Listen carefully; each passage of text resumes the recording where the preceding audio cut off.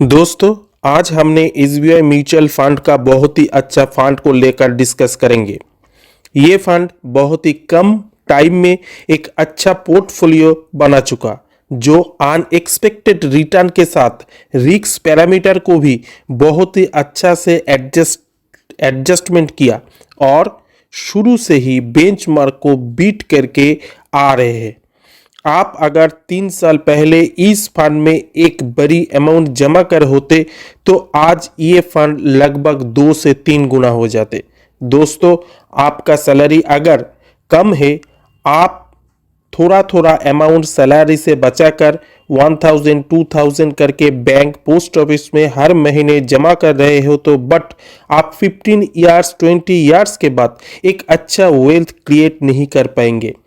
ये अमाउंट आप अगर थोड़ा सा एग्रेसिव होकर एक अच्छा म्यूचुअल फंड में डिपॉजिट करेंगे तो 20 ईयर्स में 25 ईयर्स में लॉन्ग टाइम में एक बहुत ही अच्छा वेल्थ बना सकते हो। 1 करोड़ से लेकर 4 करोड़ तक, जो आप सोच भी नहीं सकते। बट आपको एक अच्छा म्यूचुअल फंड सिलेक्ट करना होगी, जो म्यूचुअल फंड का रिस्क एडजस्टेड रिटर्न बहुत ही अच्छा हो एंड फंड मैनेजमेंट भी अच्छा हो। देखिए, कुछ बड़ा करने के लिए कुछ रिस्क तो लेना पड़ेगा।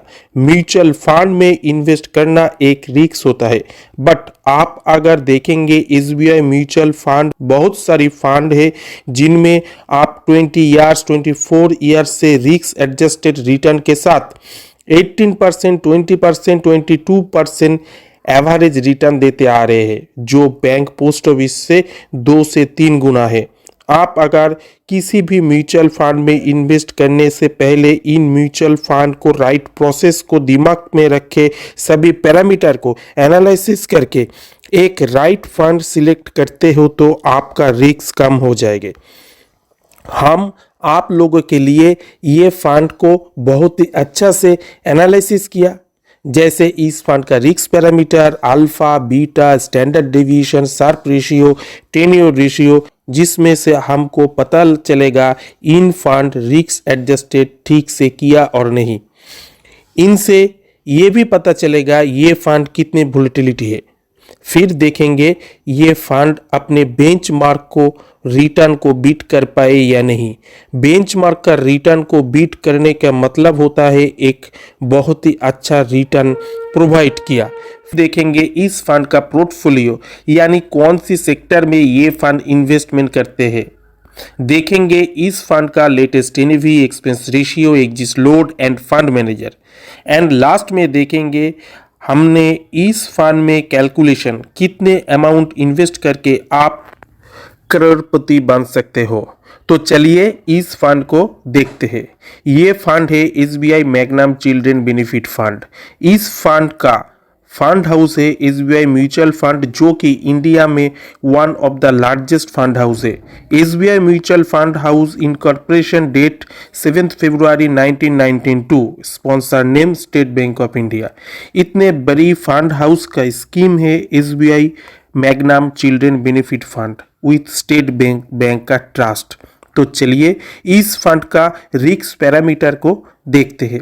फर्स्ट है स्टैंडर्ड डेविएशन। स्टैंडर्ड डेविएशन जितना कम होगी उतनी बेटर। इस फंड का स्टैंडर्ड डेविएशन है 12.04, जो कि कैटेगरी एवरेज 10.39 से ज़्यादा, इसीलिए ये फंड हाई वोलेटिलिटी फंड है। नेक्स्ट, इस फंड का बीटा, ये भी जितना कम होगी उतनी बेटर। इस फंड का बीटा है 0.89, जो कि कैटेगरी एवरेज 1.16 से कम, इसीलिए ये फंड लो वोलेटिलिटी है। नेक्स्ट है शार्प रेशियो। शार्प रेशियो जितना ज़्यादा होगी उतनी बेटर। ये फंड का शार्प रेशियो है 2.02, जो कि कैटेगरी एवरेज 0.94 से ज़्यादा, इसीलिए ये fund better risk adjusted return provide किया। नेक्स्ट है टेन्योर रेशियो। टेन्योर रेशियो जितना ज़्यादा होगी उतनी बेटर। ये फंड का टेन्योर रेशियो है 0.27, जो कि कैटेगरी एवरेज 0.09 से ज़्यादा है, इसीलिए ये फंड भी better risk adjusted return provide किया। लास्ट में वेरी इंपॉर्टेंट अल्फा भी जितना ज़्यादा होगी उतनी बेटर। ये फंड का अल्फा है 17.59 जो कि कैटेगरी एवरेज 2.36 से बहुत ही ज़्यादा है, इसीलिए ये फंड बहुत ही अच्छा रिस्क एडजस्टेड रिटर्न प्रोवाइड किया। रिस्क पैरामीटर को एनालिसिस करके ये जाना स्टैंडर्ड डेविएशन को छोड़कर beta, Sharpe ratio, 10 year ratio, alpha सभी को बेटा रिस्क एडजस्टमेंट रिटर्न प्रोवाइड किया। इस फंड का VRO रेटिंग है 5। इस फंड का लेटेस्ट NAV है 39.99 एज ऑन 21 फरवरी 2025। फंड साइज है 3124 करोड़। इस फंड का एज है 4 इयर्स 5 मंथ्स। इस फंड का लॉन्च डेट है 29 सितंबर 2020। एक्सपेंस रेशियो है 0.81%। बेंच मार्क है CRISIL hybrid 3565 aggressive index. Minimum investment आप इस फंड में 500 रुपीज से शुरू कर सकते हो हर महीने, और लमसम यानी वन टाइम इन्वेस्टमेंट आप 5000 रुपीज से शुरू कर सकते हो। मैक्सिमम का कोई लिमिट नहीं है। चलिए इस फंड का पोर्टफोलियो को एनालिसिस करके देखते हैं। इक्विटी में 89.78% एंड इक्विटी के अंदर लार्ज कैप में 32.14%, मिड कैप में 11.41% एंड स्मॉल कैप में 46.23% का इन्वेस्टमेंट है।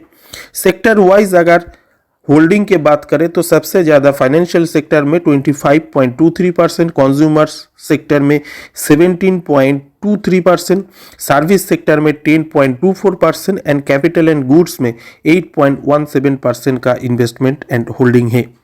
चलिए इस फंड का रिटर्न के ऊपर नज़र डालते हैं। साथ साथ ये भी देखेंगे कि अपने बेंचमार्क को बीट कर पाए या नहीं। पिछले एक साल में रिटर्न दिया है इस फंड ने 20.17%, बेंचमार्क ने रिटर्न दिया है 8%। एक साल में बेंचमार्क का रिटर्न को बीट करके 12% से ज़्यादा रिटर्न बना के दिया। पिछले 2 साल में रिटर्न बना के दिया है 27.35% एंड बेंचमार्क का रिटर्न है 17.72%।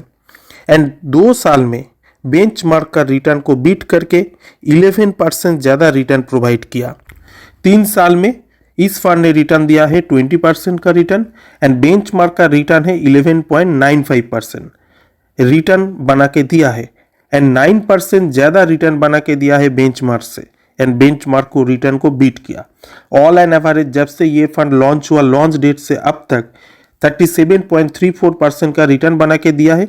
बेंचमार्क का रिटर्न बना के दिया है ऑल एंड एवरेज 27% ज़्यादा रिटर्न बना के दिया है एंड बेंचमार्क का रिटर्न है 10.65%। बेंचमार्क का रिटर्न को बीट करने का मतलब है ये फंड बहुत ही अच्छा रिटर्न बना के दिया।